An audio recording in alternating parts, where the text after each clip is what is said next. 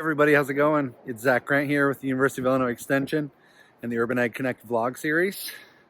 It's February 1st, 2021. I'm out here at the South Suburban Cook County Urban Ag Demonstration Site that's managed by Extension, or SOSUCO as we call it. So we just got 10 inches of snow here in the greater Chicagoland area, and this is my first visit to the site to check everything out.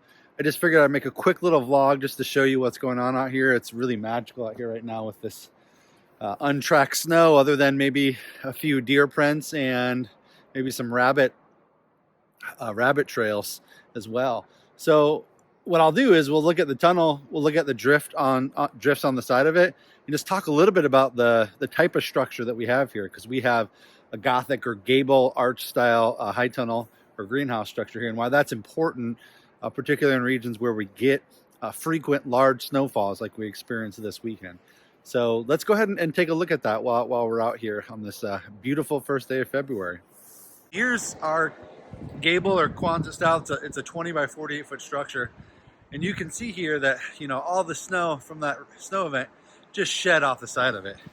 If you had what they call a Quonset or semi-hoop style tunnel, you could get some snow accumulated on the top, depending on how your purlins, how the lengthwise pole supports in the tunnel are structured. But in this case, you can see that with this angle, that the snow just sheds right off.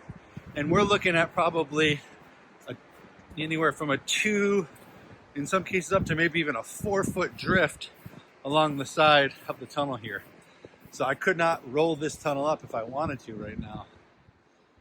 But that's okay, because it's the middle of winter and it doesn't need to be rolled up. I do see some sagging here with this fence though.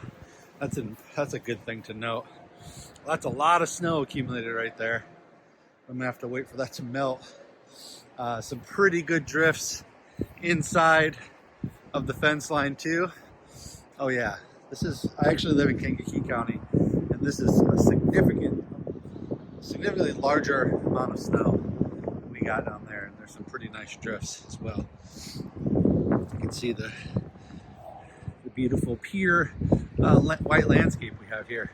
So again, just, you know, having this style of structure is really helpful in heavy snow load situations. If you have a Quonset style tunnel, that's okay. You definitely can have it survive these heavy snow events, but you would need to get out there, you know, probably during the storm or at some point, and make sure that snow is not accumulated on the peak and putting that snow load pressure on the structure itself. This is a really heavy duty kit. If you had a weaker gauge steel or maybe a PVC style low tunnel or hoop, then, you know, these large snow events could be damaging to those structures. So I just wanted to point that out while I'm outside here, just checking out this structure, that the style of structure you have, the shape is really important, especially in these winter climates, and we can get, you know, up to a foot of snow like we got this weekend. So I'm gonna go ahead and dig this out, maybe get a few more videos of drifts on either side of the tunnel and see what's going on inside. So I made it through the gate, probably a 4-foot drift right here. One other thing I wanted to note too is your doors that you have. Let's see if I can back up here. So especially in where you're going to get a lot of snowfall in the winter, you want a sliding door. So in this case, this is a 4-foot sliding door that I put in on this tunnel.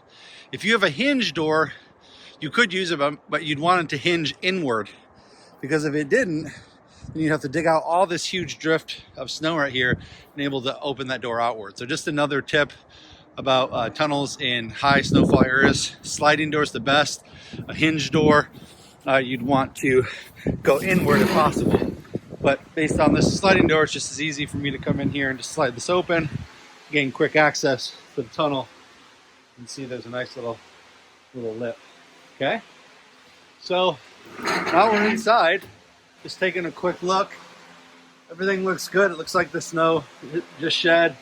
You can see there's the snow is accumulating along the roll-up side wall. You know, this is not too heavy. It's not pushing too much pressure.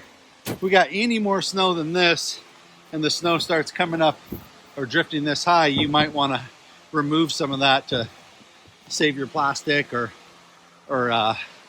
you know, make sure the tunnel isn't compromised. But again, this is why you want a tunnel with really heavy duty, good heavy duty, high strength, high gauge steel that's built to, you know, withstand these snow loads like this.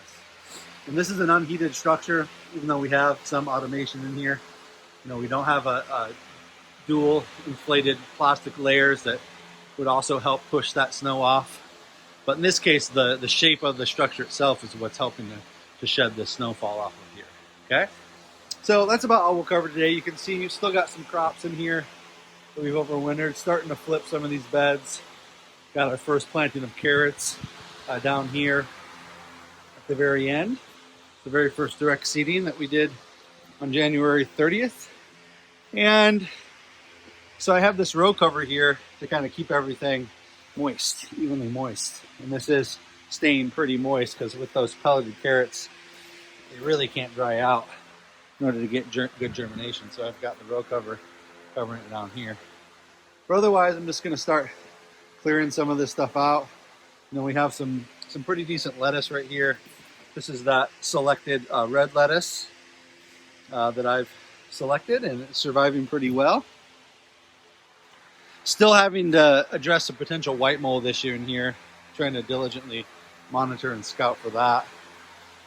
So, but gradually getting this tunnel cleared out, get these beds flipped with our new transplants I'm already starting and direct seedings this late winter and then into the early spring. So things are starting to turn around. We're actually into the 10-hour day length. So the Imbolc date is usually the last day of January. So we should start noticing some significant regrowth in here, particularly for some of these crops that overwintered pretty nicely. Okay, so we'll catch everyone next time, and hopefully Groundhog Day being tomorrow, that the groundhog gives us some good tidings so this winter can get over quicker. All right, take care, everyone.